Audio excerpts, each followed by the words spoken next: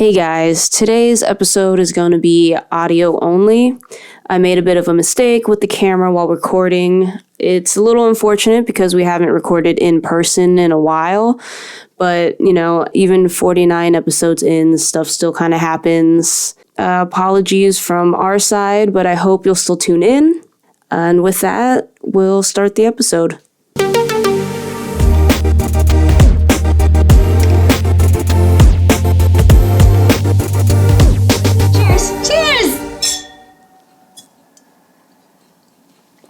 Hello. Hey! We haven't been in person in a while. Forever, because she was traveling, I was traveling, and then it got cold. Real cold. And then we didn't want to... I actually never even asked you if you were going to come over because it was cold. It was cold. It was cold, and I just wanted to be, cuddled up. Yeah, I want to be comfy cozy. Cuddle weather. And that's that. But I'm Mel. In case you forgot, we're Mel and Lorrie.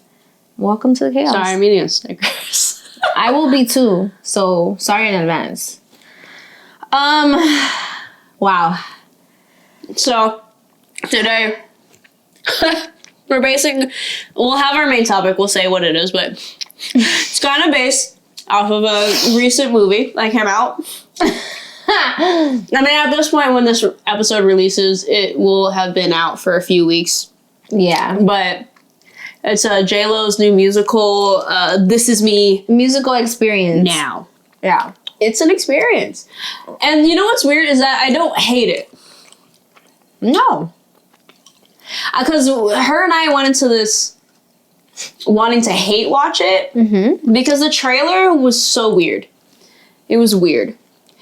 I will say some of the parts of the trailer gets a little more explained once you get into the movie. It is supposed to be kind of a fantasy anyways. So I was like, okay, it makes sense. The weird factory that she's... Oh, this is spoilers, but I don't know if anyone cares about spoilers for this. Spoilers ahead. If you do want to watch the movie, just stop. Go watch it and then come back. And then come back so we can talk about it. Mm-hmm. But this was described in the trailer as a musical experience. Mm-hmm. There were lots of fantasy-like touches in the movie. A lot of CGI. A lot of CGI. And the CGI wasn't bad. She definitely spent money on it. This was a self-funded movie. Yep. I mean, she is rich, but damn. She wrote it as well. I really hope that she actually paid the animators, the visual effects artists. So, just saying. And yeah, so I understood it more. There's a weird factory that's in the trailer where the entire time I was like, what the fuck is this? Why is she in a factory? Is she in New York? Is she not in New York? Mm-hmm. I think we think she's actually in LA. But she had a really huge condo mansion thing on a hill. And that doesn't sound like New York, so. No, there is a skyline, but. Yeah, there's a skyline, and it was overlooking lots of palm trees, so that's why we were definitely not New York. Skyline, though, was unrealistic if it is LA, so. But yeah. It is a movie, so. Yeah. Yeah. I think we're gonna say our thoughts about the movie generally, but we do have a topic that kind of. Because as we watch the movie, we kind of had some questions that built up as we were watching it, and just trying to figure out certain things. And the theme really is love. Her view, J-Lo's view of love, apparently. I love. Do you love me? Really? Yeah, love. This is basically her story about her love life in a way. I think it's very loosely based on her life. Loosely, for sure. I mean, she has had the movie. She has 3 or 4 divorces in it. I think she said 3. She said 3 divorces in 10 years. Mm-hmm. And honestly, I feel like that's been her life. Mm-hmm. Because she was married to Mark Anthony for a while, yeah, right? Yeah. And then after Mark Anthony, who was it after him? Okay, maybe it was A-Rod. And then that was a divorce, right? Mm-hmm. And then I don't know if Ben came back in the picture after A-Rod or not. You know what? Google will tell us. Google will tell us. Definitely. Chris Judd, 2001. Mark Anthony, 2004. Ben Affleck, 2014 to 2022.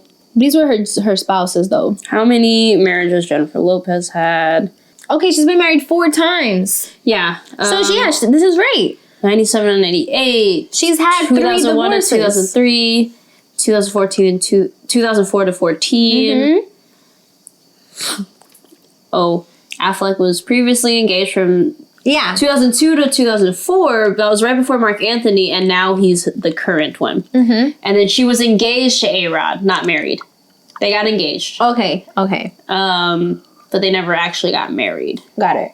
Maybe that's that one where she has that fling. We're just having fun. Dude, I thought A-Rod was the one. A-Rod? I thought A-Rod was the one. The way they were, like, talking about it, the way they were seen together, I was like, oh my God, I feel like this is your guy. I won't lie, I barely remember anything. I just know she was A-Rod, but I barely remember anything about the actual relationship. But she was with Mark Anthony for 10 years. Listen, Mark Anthony and her, I think they were super toxic. Probably, yeah. That's probably right. Mark Anthony is a cokehead. That's right. He's a cokehead. I love him. I mean, if that man sings, I'm gonna listen to it. I love him. I'm gonna fuck with everything he puts out. Why? Because he works so hard. Why? Because he's a cokehead. But I think their relationship was very, very toxic. And, there has to be an end to that. Well, what do you think I'm about glad she did end the that. Ben Affleck before Mark Anthony, and now he is her current. He's in the movie as a news reporter, and I didn't realize at the end of the movie because the news reporter. This is a big spoiler, okay? So the news reporter, I was like, who is this man? He definitely has prosthetics and a wig. And the second I said prosthetics and a wig, she was like, wait, is this fucking Ben Affleck? And we looked it up. It's him. Yep. I didn't realize. I just knew he had a fake face. Because it wouldn't be J-Lo if she didn't put her current husband in the movie. Truly. It's basically like it's the journey before Ben Affleck. I think that initially, when Ben and her were together, when she put out that last album, it was an album. This is, okay, it's 2024, and they were together 2002 to 2004, so this was 20 years ago. 20 years ago. 20 years ago. In that album, she had a song there called Dear Ben. Oh. Yeah. It was basically a love letter to him. Basically that. And it was like, I feel like most of those songs were dedicated to him. And I think, my theory is, however, whatever. My theory is that Ben was too good for her back then. She couldn't handle it. She was still stuck on the toxic guys. She still wanted somebody that was gonna keep her on her toes. I mean, Ben's also been through his share of relationship. Not as I would say, maybe not as many. He had also Jennifer Garner, and I think there was one more after that. Was there infidelity? Was there a crossover between Jennifer Garner and Jennifer Lopez? Oh my God, they're both Jennifers. Oh no! See, when I was younger, I noticed that too. I was like, oh, I guess that didn't really dawn on me until right now.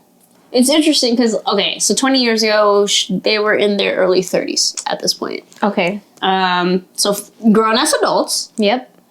Because J-Lo's 54. Yeah. I thought she was the same age as Beyonce. She's a whole decade, 12 years older than Beyonce. Insane. I'll put my hand over my mic. But she's 12 years older than Beyonce. So. And she looks the way she looks. She looks the way she looks. I mean, she also is rich and probably has a trainer. Yeah. And probably can pay people to cook her healthy meals. Yeah, I think she eats very well. A little bit of Botox she here trains and there. a lot. Also Botox. And Botox too. By the way, I don't think Botox, if you just get a teeny bit here and there, I really don't think it's that big of a deal. It's when you start obviously looking like a weird doll. It's because when that's weird. A little too much of a good thing is going to be a lot. I feel like a little pokey poke's fine. I think that's fine too. But there's to tighten up the situations, I feel like that's fine. Whatever. Okay, so he was with Gwyneth Paltrow before Jennifer. Okay. Jennifer Garner was right after J-Lo. Yeah. Okay. Oh my God, a long time. From 2004 to 2015. Yeah, they were together for a while. Were they married? I'm not sure, but they were he was Daredevil and she was Elektra. She was. I loved her as Elektra. But immediately after 2004, that's when him and J-Lo broke up. The same year. Wow, that's kind of crazy. I mean, and then after Jennifer? Wait, I do want to see if there's any... No, there's no overlap. It's just that it says he fell for another co-star and starred together in Daredevil. Okay. So it doesn't seem like there's infidelity. Lindsay Shookus? I like that her name is Shookus. Lindsay Shookus. Shookus. That's funny. Shauna Sexton. Who is she from? Who is she from again? She's from... Oh, she's a producer on SNL. Interesting. Shauna Sexton? He had a fling. Shauna Sexton. A little short fling. Playboy model. Okay. Anna de Armas. Oh, I love her. She's so beautiful. And then J-Lo. And then back to J-Lo. I mean, it seems like I don't think he was married to like these two, Shauna Sexton and Lindsay Shookus. I think him and Jennifer Garner were married though. Don't you wonder how those texts were like? Like who texted who first? You know, was it Ben who texted J-Lo or was it J-Lo who texted Ben? I feel like though in their industry they met in an industry related situation. Either they worked together on a movie or they were at an event. But now. Oh, now? Oh. Like the comeback. How was the comeback? Like that's I still feel like they might have ran into each other because they're in the same industry. I feel like they ran into each other. You know, when you see someone and you're talking like your friends. You don't think J-Lo was just in bed like, it was always Ben?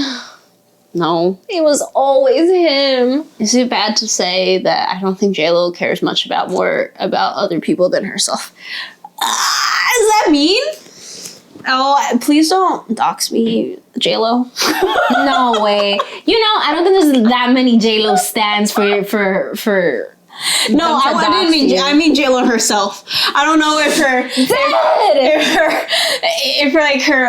assistant is just watching shit on the random internet. She doesn't care about us peasants and what we have to say. Yeah, but you know, if sometimes peasants get hit, it's like when Disney fucking sues a random artist because they did a Disney art or something. You know, just because they happen to be perusing the internet. You know, it's okay. It's okay. Listen, this is the second time. I'm not big at all, but I just know people are on the internet randomly and will just see shit random because TikTok and just YouTube and everything in general, you just kind of sitting there scrolling, clicking on things, and you're gonna just like run into shit that you don't want to run into. You know, I'm just saying, I don't think J-Lo necessarily is like inherently a bad person or anything, but I do think that she is her main priority.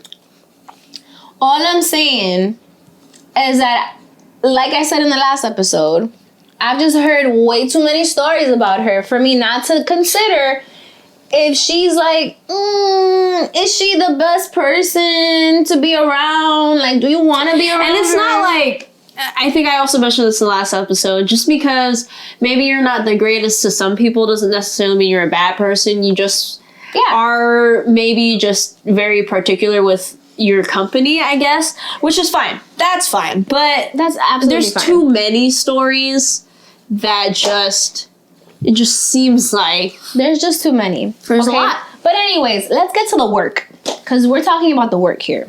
Okay. This movie was basically, I think in my opinion, I feel like this was advertised wrong.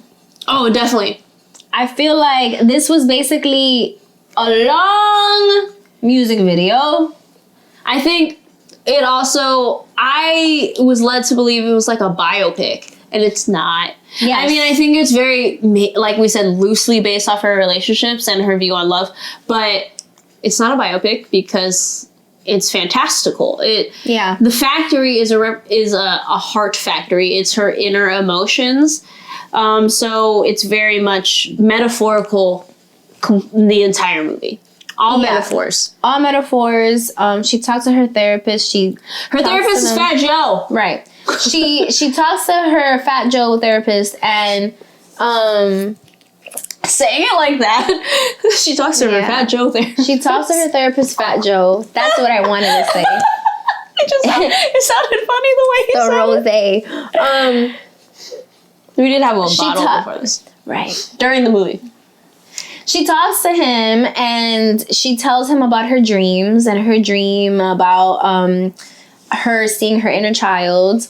And this happens later on in the movie, you know, after she's had interventions from her friends who are not technically, I don't really hear them being called by names. They're like the idealist, the lover, they're the kind realist. of their friend group that represents different parts of their lives, but they all kind of combine together to also give her this intervention because she's going through all these relationships and stuff. Right, like she's a serial monogamist.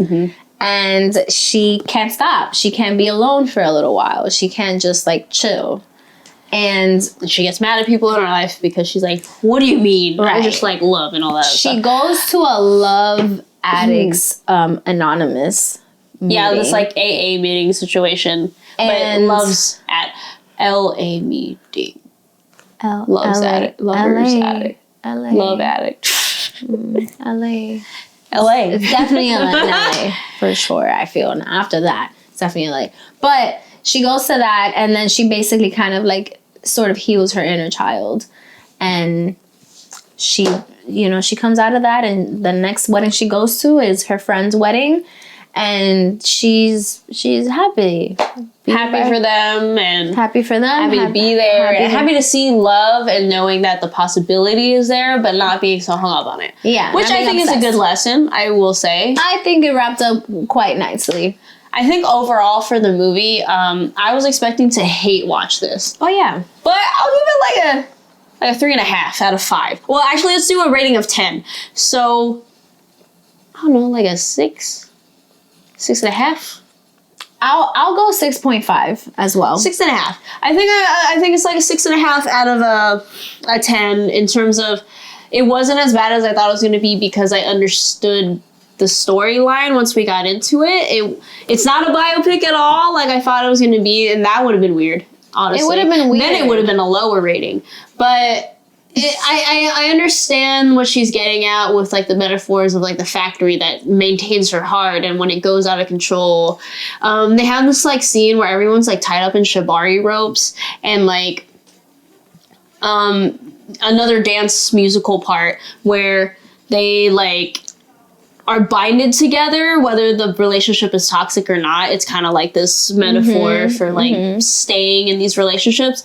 I think the pacing's weird. The first half of the movie, first like third of the movie, you could get no breathers whatsoever because she went from the factory routine to straight into the shibari rope thing, and then into a wedding sequence, and I was like, "There's no relaxing whatsoever." And just FYI, it was a lot. The shibari scene is not that sexual. Oh no, it's not. I know. I know. Saying shibari is like a whole. Yeah. No, it's not sexual necessarily. It's about being tied together. Right, yeah. And very much just being tied to each other. Yeah. There's no, it's a dance routine. It's actually triggering though. I will say if you are a victim of abuse or anything like that, it's a little bit triggering. So just kind of like trigger warning there. But there's different couples in this very much like glass kind of mansion. And yeah, you can see all of them in their different dynamics. And it's cool, but again, you barely get a breath in. Oh my god. Like it was just so much happening the first third of the movie. Yeah, it was just too much. Dance here, dance here, dance here. Therapist session, and then this thing, and then like it was just and like, that's why she was like, is this just a visual album? And I guess I can see it that way because there's no breaks. But I feel like even if you make a visual album, I still feel like there should be breaks. There needs to be those little interludes that need to I think and I think like towards the middle of the movie, it started to relax more. It started to chill a little more. There was a little bit more dialogue, but I still think it could have been a little It was bit a lot. more. It was I think the first 20 minutes you're like, it's a lot. What's happening? The movie opens also with a story that's, I think it's a Puerto Rican folklore. Yeah. But it's really sweet. I actually really enjoyed that. But the animators just CGI'd J-Lo in like every single. Well, it's like a storybook, and they're doing that that infinite zoom situation where you're zooming out at every page and it's a different piece of art. Anyways, and J-Lo looks like whatever like Puerto Rican ancestors with like very traditional looking. It's J-Lo. Yeah. She's in these like Puerto Rican looking like characters the entire time. So there is an artist who drew her as or painted her or whatever they did and just put her in every single little traditional. She is an ancestor, actually. Yeah. She's actually been alive for hundreds of years. Listen, I besides J-Lo being in every single, being replaced like that, I think that, or the person being replaced by J-Lo, rather, I really enjoyed that little story because, like, even if, like, that's, like, I want to research that to see if it's true, but that's really cute. It'd be wild if she just made that up. No way. No fucking way. No, there's no way. There's no way. I'm sure it's It'd be wild, though. It's a real, to like, just, folklore. like, put out a fake folklore like that. That's insane. That's insane. No, but I really enjoyed that. And then things just kicked off. And again, they were just like, boom, boom, boom, very, very quickly. But I think moving into our topic, though, because I had questions that came up in this, I think a lot of conversation came up in terms of all the people involved in the movie. Like I said, like, I hope she paid the animators. The animators? And the Sanders. No hablo inglés. English is hard. Just like stuff like that. And I had some interesting thoughts. I think our topic really is just like, one, the theme of the movie, which is like love, her view of love, and just kind of general life stuff. So our topic is love, life, and this is me now. And now. Shut up. And I'll kind of switch these questions around because to put a funny one in between the serious ones. But the first one's a little more serious for me. We were talking about J-Lo in general and how we mentioned earlier that we don't hear a lot of good stories. The ones that I've heard a couple of good stories here and there, but I want to say the bad stories kind of trump them pretty bad. Like by a lot. And it's also, I was describing how I don't necessarily hate J-Lo, but I also don't like a lot of her business practices that she does, because I'm no way a J-Lo stan. I think a lot of me, because we grew up with her, we're 90s kids, so we grew up with her with Selena and like everything after that and her music before that. It's hard to let go of, artists and other people. I mean, even in real life, not that they're not real, but I mean, your personal life too. It's hard to let go of stuff that you're used to. And I guess, obviously a lot of stuff has come out in many years, even though some of them, most people knew, like how her vocals aren't totally hers.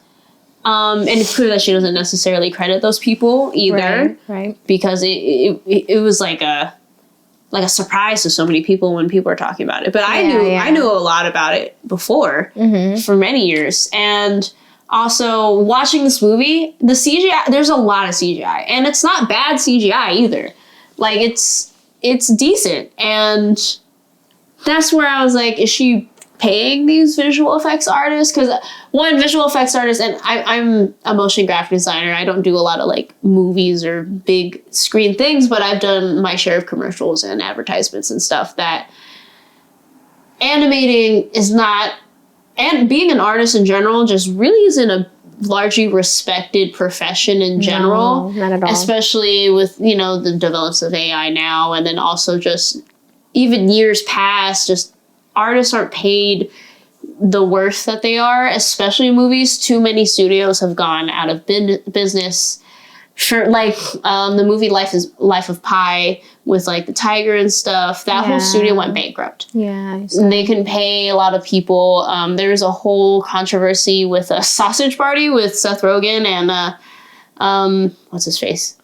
James Franco. And they didn't really pay their animators their worth, and that was a whole thing.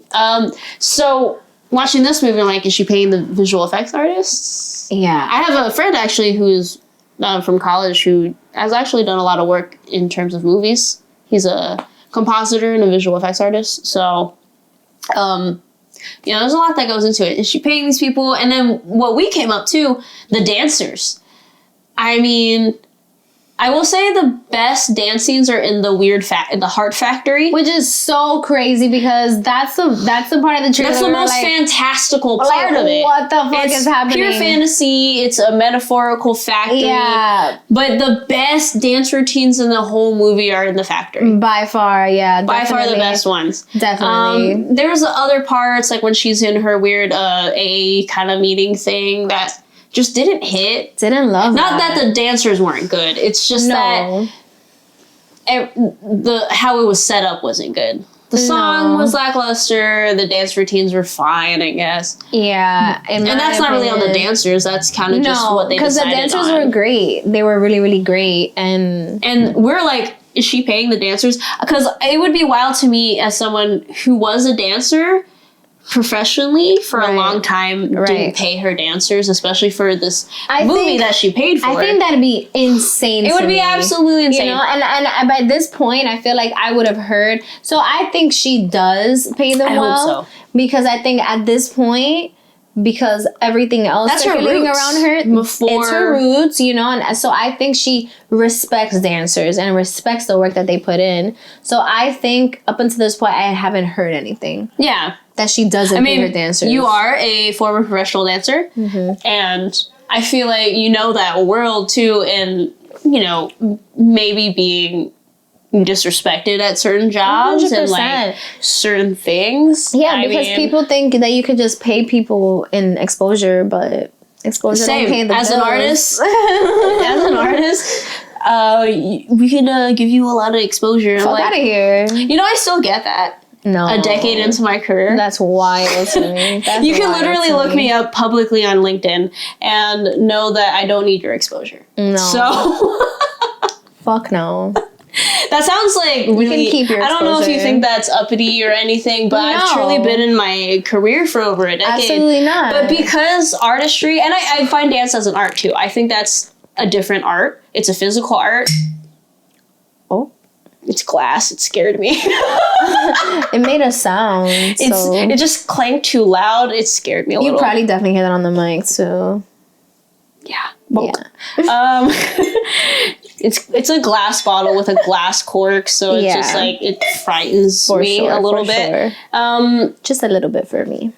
You're gonna have more after that, but it's just like I think as an artist in general, you just don't get that respect, bruh. No, you don't. You really don't. And like, cause like I think that I feel like people think that art is just so easy.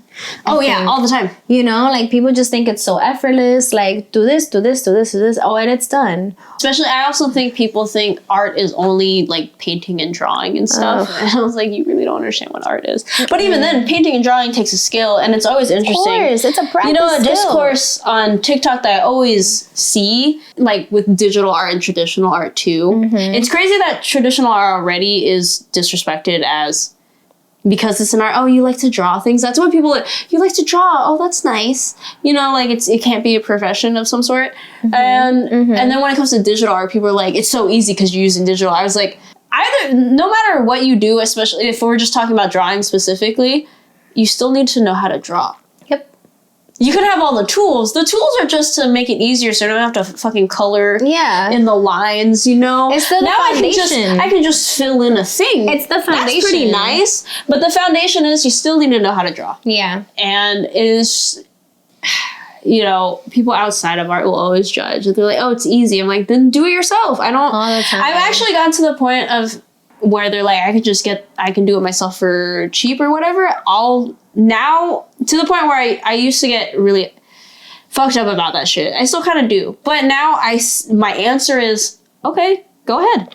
You see, like, I think, like, I say that after I learned the skill. So, like, for crochet, for example, I think before... Oh, you see those titty crochet that I Yes, I did. You see, before, Make a titty, please. I'm less likely to buy crochet things, like, and especially things that I know that I can make, because I know I can do that. Because I've taught myself the skill to crochet, and now I know how to do that. But even if I have the skill, I still would not go on someone's like TikTok and go. But I wouldn't publicly say that. cheaper. I wouldn't publicly say Why would you say that? Even if you have the skill, you're going on the internet to purposely bring someone down for no reason. That's mean. I can draw, and I'm pretty good at it, and painting. But I actually still buy a lot of artist painting because I like their style, so I'm really into it. Or they did something that was kind of fun. Respect them too. I have so much fucking art. I got a new apartment, guys. This is my recent apartment. I'm moving next month, but I have so much like art prints, so many of them, because I like other people's art. I enjoy them. Yeah. I don't actually keep my own art. I've always given them away, sold them, that kind of situation. I don't keep them. Something. I really except like for this, except for this fucking table I made. Oh yeah, you made that? Yeah, I made that table. Well, that's sick. I have not made anything since. Wow, dude.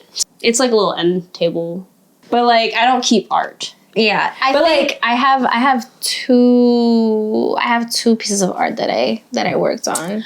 But I feel like going back to what we were talking about, just disrespecting artists and how I hope J-Lo paid her artists, especially the dancers, because the dancers did their fucking thing in this. They did. And dancers don't have necessarily a physical thing they can keep besides a video, I guess. Besides footage. Besides raw. And we've talked about this too, footage, old school YouTube. Footage. Remember old school YouTube dance videos? It's the same angle. I lived for it. Same angle on like a digital camera. Mad blurry. And if you filmed it like from the mirror, that mirror is hella foggy.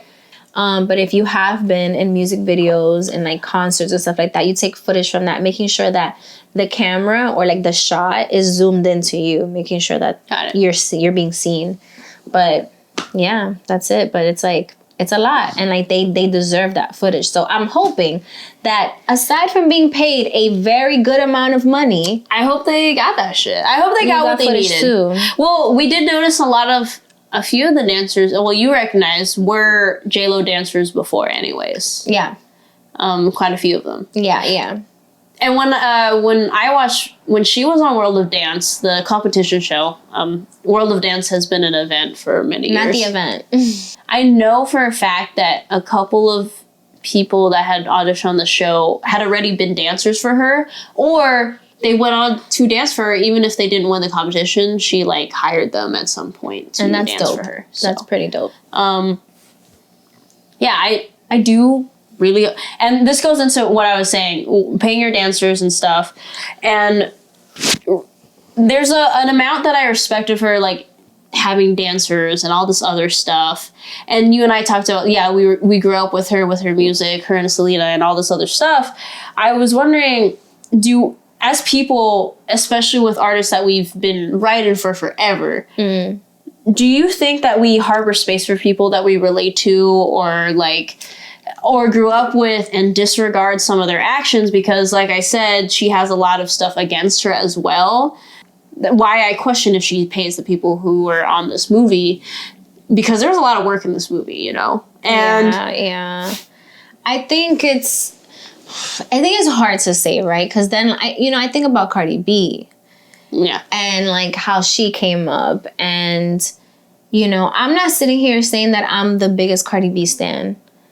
And I'm not here also saying that, Cardi B writes every fucking bar that she comes out with, because I know she don't, and I think I'm proud of the fact that somebody that I relate to, that somebody that came from where I came from is out there doing their shit.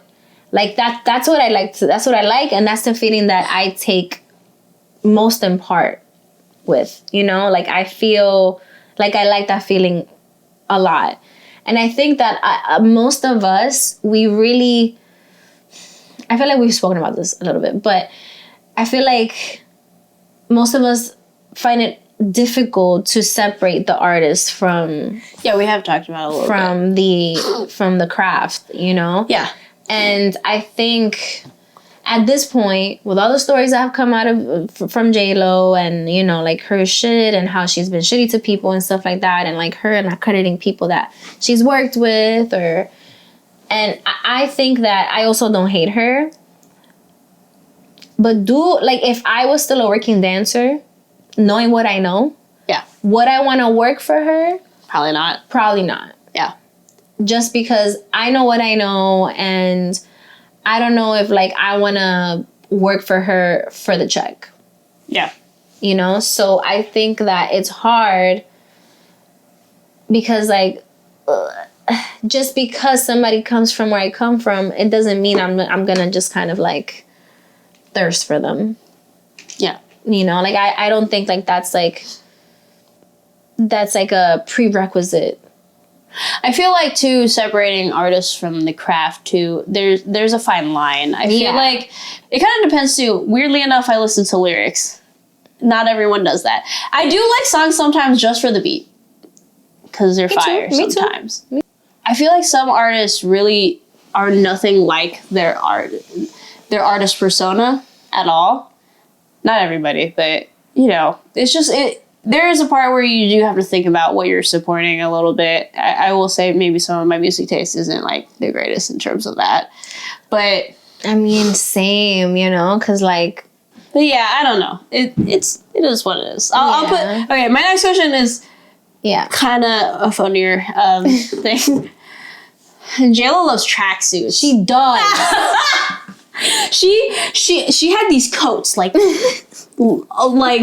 length coats that had like those Adidas stripes situations on the side. I don't know if they're actually Adidas. They were Gucci, but Adidas fusion. She had multiple. There was at least 2 or 3 of them. Yeah. Yeah. And it's that she is from the Bronx, and when she was coming up, it was the 90s. And a prominent style we were talking about is the tracksuits and the furry Kangol hats or the newsboy Kangol hats. I am not even from New York, and I had a Kangol hat. Yeah. It was a vibe. And I feel like she really brings that into her style.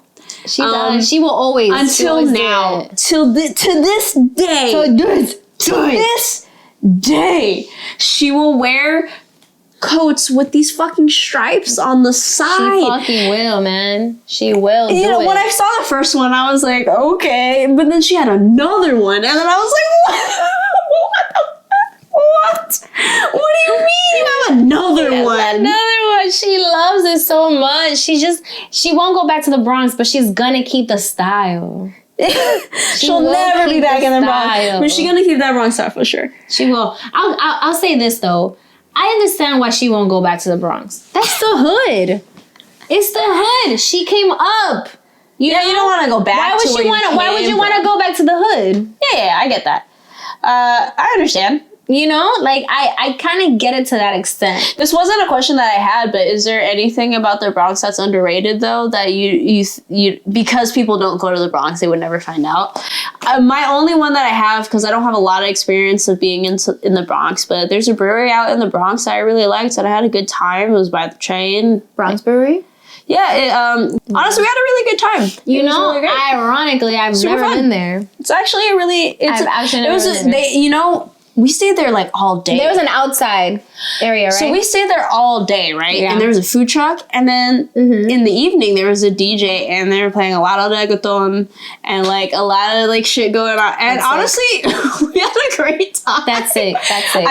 We had a beer tour too, which I think you can take at the brewery in general. Yes. The food cart was good. And then the evening, not only was there reggaeton going on, but you know how it's funny? I see this, I've also seen this in Oakland and like San Francisco, but when families bring their children to a brewery, but the mom in the Bronx. The mom and the dad were jamming though, and the little kid was like, fire. And then there was another lady with a baby strapped to her though, but she's fucking she was fucking it up. Cause one thing she gonna do is go out with the baby. She was fucking it up with the baby. Fucking it up at a brewery. I love that for her. I love that. Anyways, for her. I had a great time. That's nice. Yeah, I always hear great things about that place all the time. Really good time. We should go. But yes, one thing I will tell you that's underrated in the Bronx. I mean, I don't know. I feel like for me it's underrated, but I think that I barely hear anybody say the pizza in the Bronx is fucking amazing. Yeah? Yeah, it's really good. Like, is there like a specific spot you like? Well, now that you mention it, 2 blocks away from where Travis lives, there's a pizzeria called John and Joe's. John and Joe. Apparently, it's been there all his life. Okay. And when I tell you it's good, the pizza. Travis is like our age, right? He's 29. 29. We're both dating people in their 20s. He's 29. Okay, well, that's almost 3 decades. We know for sure that it's been in New York, so that's old New York. It is good, Lorrie. Like, it is good. When I tell you it is yummy, every time we pass by, and like you can smell it from the outside, you know? You know, it's that good when you can smell John and Joe's. John and Joe's. Any other Bronx people want to comment on it? I mean, if you're in the Bronx and you know a good pizzeria in the Bronx, drop it down below because... Tell me something, because you know what? I know the Bronx is hated on a lot because it's not known to be a great area because of, you know, it's not the safest area, but it's good though. Like there are parts. I mean, there are parts in the Bronx that are actually pretty safe. When I was living in Oakland, some of the best food spots were in the sketchiest parts. There's I'm gonna say it on this podcast because I know other Oakland because we have that Bay Area video that I've already mentioned. Maybe my other Bay Area peeps are here. But if you go to East Oakland on 31st and you know Taco Sinaloa, you know that they have the lengua tacos and they're delicious. All right. It's so good. Come through. It's so fucking good. Let's round all of them up. Wow. And it was the first place I really ever had lengua tacos because I was also scared of it. I won't lie to you because I grew up with Mexican food. I didn't try lengua until I was like 19 at this particular spot. That's so crazy. 1920, like 20 years old. I have never heard somebody say this place got the best lengua tacos. Never. Because it's not a common thing because I know most places appeal to like the masses. There's other parts of Oakland that had really great food. I had a car back then though, so it's a little different. Okay. But, you know, the Bronx has a bad rep. And you know what? I want to know from Bronx people, what is an underrated Bronx thing? Let her know. Whether it's food or a place, an activity. Let her know. I don't know. I want to know. I mean, I want to know if you agree with them too. So like, I do too because we'll see. I mean, I feel like I'm returning to the Bronx. You know, like in the past few months, I feel like I've experienced the Bronx differently as an adult, as a full-fledged adult in her 30s. I feel that in general, you know? Being an adult. I mean, whenever I go back to the Bay Area, I still love the Bay, and there's a lot I explored in college for sure. But sometimes when we go back, I feel like I appreciate it differently. We're already going over anyways, so this is what happens when I don't have a timer. We need the timer. I have one more question anyways. Okay. We went past the tracksuit stuff. Okay. So, again, going back to the theme of love. Do love me. In terms of J-Lo. She talks about when she's freaking out because people did an intervention for her. And she's talking to a therapist. She's like, what's wrong with me believing in love and believing it forever and wanting to find someone and also jazz? What is your view, I guess, generally on soulmates and forever in general? You know, just as people, relationship-wise, doing the stuff, romantical stuff. You know, that's tough. It's tough. Because I don't particularly believe in soulmates. Okay. I think that people come into your life, they come for a season, however long it's going to be, and then, like everything, it ends, you know? Okay. And I think that everything ends. And I think because everything ends, that's why we need to treasure it more. That's why we need to appreciate it more, you know? So I don't think soulmates are a thing. I feel like people are there for you and you are there for them for a season. So I actually disagree with you. Okay. But I believe in soulmates, but not in the traditional sense of soulmates, that there is one person for everyone. Yeah. I believe in multiple soulmates, actually. Okay. And that includes platonic relationships. Yeah. And what I mean by soulmates, I feel like it's maybe, again, not in a traditional sense where you're like, oh my God, this like crazy world when I met this person. Mm-hmm. I believe in soulmates in the sense that your personalities and that your energies connect. And that's where I think I'm not a super spiritual person, but I do believe a little bit in spirituality. Yeah, and I feel like soulmates has to do with energies a lot. Sure. And when that comes with romantic and platonic relationships, I think there are soulmates, but in the sense that we have multiple. But I do believe that we meet those soulmates in different times of our lives. And that maybe, say you're in a relationship now, and you're happy with this relationship and this is what you want to stay in, maybe you won't meet those other soulmates. And I also think that's okay. I think it's a choice, and I think it's how your energies connect in that time, in that place of your life. Right. You know, because there's so many movies about different, when like the timeline changes because of the choices that you make in your life. And I fully believe in that. If I had done something else somewhere else, if I didn't go to Cubbyhole that one night that I met Charlie, I wouldn't have gone there. I maybe would have met someone else, or maybe I would have continued dating. Who knows what would have happened? I think that we all have different timelines. It's just that wherever your particularly like place in life in that moment with the universe and your energy, that's where it connects you to certain people. Yeah. And if you stay with those certain people is not necessarily definite either. You know, I think that you can meet a soulmate that you dated, but it doesn't work out because maybe it wasn't that particular in time that you were supposed to meet that person, and it doesn't work out, and you meet a different soulmate, and that's okay because it might work out with that person. Yeah. So that's my belief on soulmates, really. Yeah. And forever is also kind of hard. Because I think you can be with each other forever if that's the choice, but I also feel like I want to normalize relationships ending amicably, you know? Because I feel like people think it's like the end all. I always disagree with people on this, and I know people are going to disagree with this in general. The whole, like, when people are friends with their exes or stuff like that, which can be bad.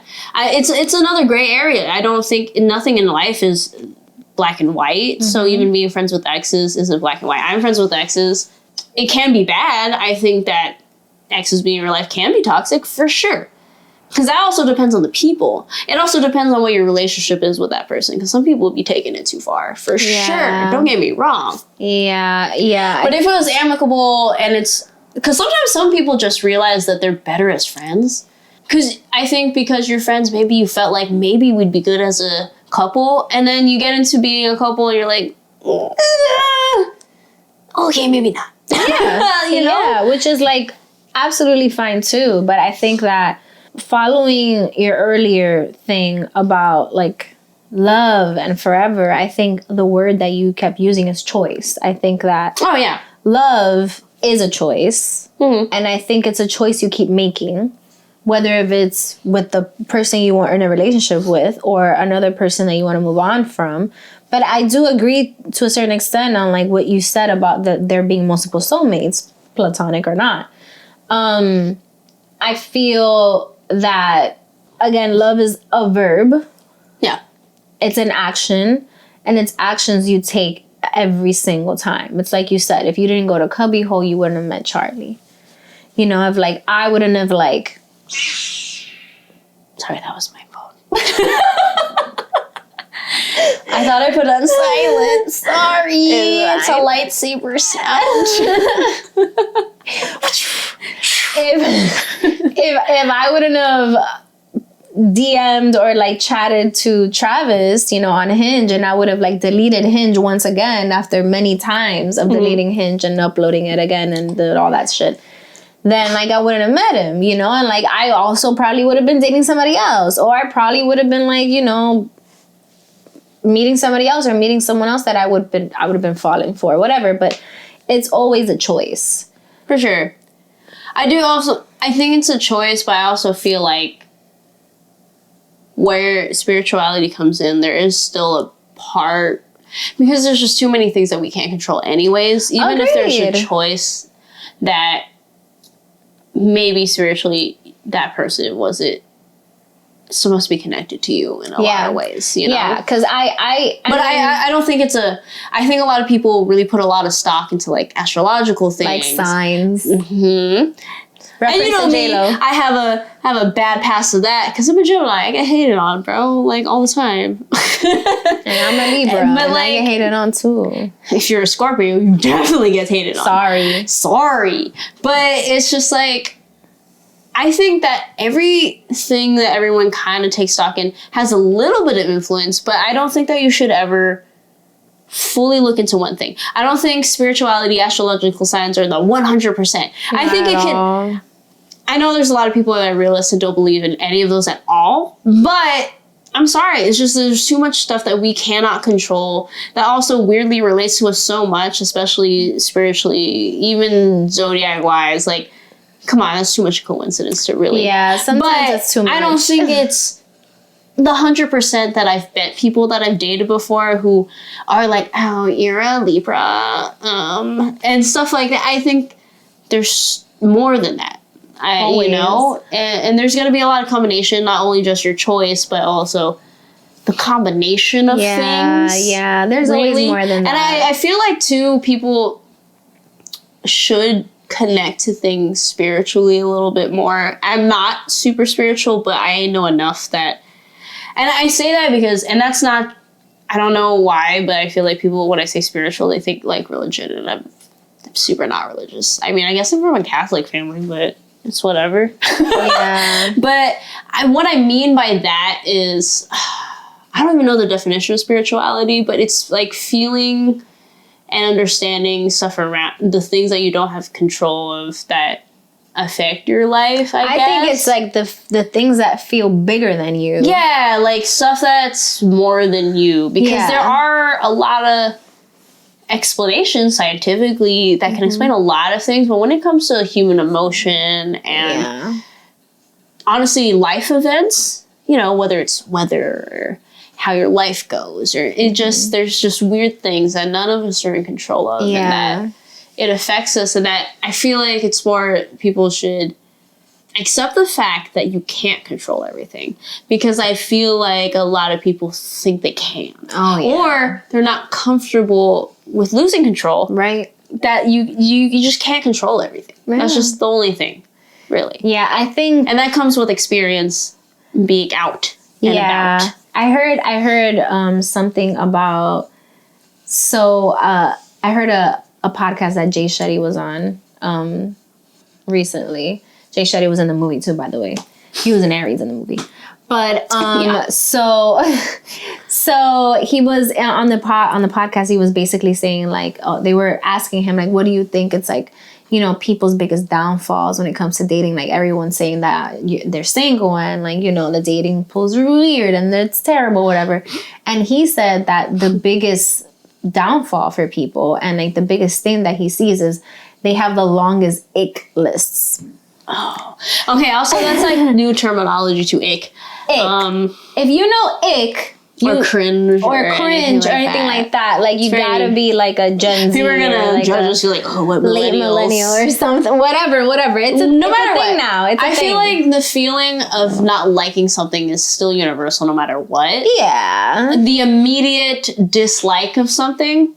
Whether the word is like cringe, whatever. Do we have a millennial word for that? I don't know. I think we might have. That. There's probably a boomer word for it. It's just the general feeling of uncomfortableness or not liking something is a very normal thing. It's like, it's a turnoff. It's basically turnoffs. There you go. It's what it is. Your turnoffs. It's a turnoff. And so he referenced this guy. He was like, I follow this guy on TikTok who basically has the longest ick list.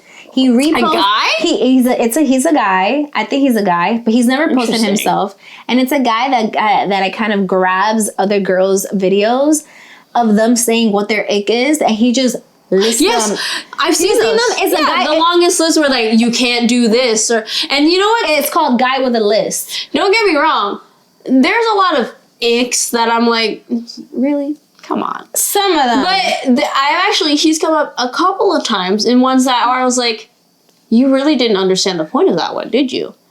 And like, which is a very typical dude thing where like, wow, that's totally not the reason why. There was one that was really funny, but I've seen it in other ones where it definitely wasn't what was meant to be the ick. Yeah, There was one where this guy, gets a boba cup. Oh my god, that's literally the one I was gonna tell you about. He finger fucks the boba cup. Finger fucks it to open it, and not only that, he goes, and then he drinks out of it without a straw. And then the straw was right in front of the cup. The guy with the list writes in the list, can't enjoy boba. And then you know what's funny though? I did look into the comments, and even guys were like, "My dude, I don't think it was the boba that was the problem. It wasn't the boba." And it was dudes and women. Like everyone was like, "Yeah, my guy." You got it wrong this time. They're like, you got it wrong this time. It has been on a few of the other ones. Some of them I'll kind of agree with. It's up and down with those ones. It's the one that sent me, the one that I did find, I think that was pinned with like a wild amount of views, is the girl going, she's getting interviewed and she's like, oh my God, the moment a guy sends me an Instagram reel, it's done. It's done. I didn't see that one. And I'm like, sis, are you okay? And on the podcast, Jay Shetty's like, listen, like, if you are upset and turned off by somebody drinking their matcha tea wrong, you're going to miss out on somebody that's going to be really special for you, really important to you. You know what I also think about that too is, look, I'll hate on shit. I'm a hater. But I keep that to myself and like maybe Melissa, my girlfriend. Because I complain to complain. I don't fully admit to that. It's because I'm dramatic, and that's really just me as a person. But we're just human. But the thing is I'm not saying it out loud on the internet. And the ones that I do, I had to let that out. The ones that I do, I feel like are legitimate, like fucking fingering a boba or some shit. I will probably, on the internet, it'll probably be something pretty basic that I complain about that other people would complain about. Only because I'm only being a hater to be a hater, but I don't need to broadcast that because... Exactly. My opinion doesn't really matter. It only matters to myself. And even then, I know I'm just being dumb. Because sometimes I'm like, I know it's dumb to hate this, but I like hate it. You know? I do it all the time. Like, it's really dumb that I don't like this thing. I like it. But I like it. I like it. And it's okay. I don't know what it is, but that's just what it is. It's okay. You know, but I feel like people on the internet are so bold now. Not just now. It's actually been... Too bold. It's been something that's been ruminating for the last 10 years, really, with Instagram and Facebook and all that stuff. Too bold. Because, you know, social media now, there was this interview with, like, the Mean Girls cast, the new Broadway musical of a movie. But, you know, it's Renee Rapp and all the other girls, Avantika and all of them, and they're talking about, would you rather be in high school now or then? I mean, they're young. They're mostly Gen Zers, so they said now. I said absolutely not. I said in a comment, and I was like, I'm gonna tell you right now, I was in high school during the Mean Girls high school time. I'll say, because Renee Rapp's reason was because they're more accepting, because like queer and being all that. And I was like, yes, more accepting, but the presence of social media and having to be on camera constantly, you know, the shenanigans that we fucking got into as fucking kids. None of us want any of that on camera. No. And the presence of social media now, honestly, I think stunt a lot of kids. I think it's why a lot of Gen Zers can't have fun. And I don't think it's the Gen Zers' faults at all. I think it's because it's that pressure. Because everything is on a fucking camera, bro. Like, it's that pressure, you know? Like, that's just gonna be on the internet forever. That's where the whole cringe thing and like these... I think this world of constantly being on the internet, you're being judged. All the time. 24 fucking 7. So imagine being in high school and people having their smartphones. I had a flip phone. I had a fucking flip phone. I was lucky one of my friends brought their digital camera. I had a digital camera too. That's super low quality. Actually, mine's not too bad. And she would like film us or whatever. Like, I was fine with that being a super low quality. These smartphones have good quality on them. They fucking do. Better than the handycams we had. So it's gonna be, I would never want to be in high school at this time. Yes, being queer and being, you know, anything else that's not just general white guy is more accepted. And that sounds crazy that I wouldn't want to be a high schooler in this time. But honestly, the internet frightens the fuck out of me. Yeah, I don't know how we got to this subject. Don't know, but because we were talking about love and soulmates and shit. I don't know. We're gonna wrap it up. We're gonna wrap it up. So sorry for the tangent. It happened. We tangent like we usually do. That was again my fault. I feel like the timer really helps us stay on topic. It really does, man. Because we be going off. I did not have it today. I left it downstairs, and here we are. So. Thanks for joining us. Thanks for watching. You can find us video and audio. Yeah, and thanks for listening. Video and audio on YouTube's and Spotify. Apple Music coming soon. Or Apple Podcasts coming soon. That will only be audio. We're trying to get onto Apple Podcasts, but for now we do have Spotify and YouTube. And then we're on TikTok and Instagram, and we don't post a lot on Instagram, but I'm trying to be better about posting on there. I just posted something. I will be making my return on Instagram soon. Oh yeah, she deleted it. But I will be coming back. We switched to every other Thursday, mostly so we can focus on the topics a little bit more. Indeed. Hopefully have a timer next time, though, because we talked too much during this one. But it's also so we can keep up with the social media because we both work full-time as well. Right. We're trying to catch up, but we do want to actually do more with this podcast. We might have more guests as we come in. And I'm moving to a new place at the end of March. Mid-March, end of March, and I might have a new background. This is beginning 30s dirty thought, and but it's okay. It's such a New York background, but I won't have that anymore. I'm sorry, but we're gonna be all right. But yeah, peace out, guys. Love you. We'll see you again soon.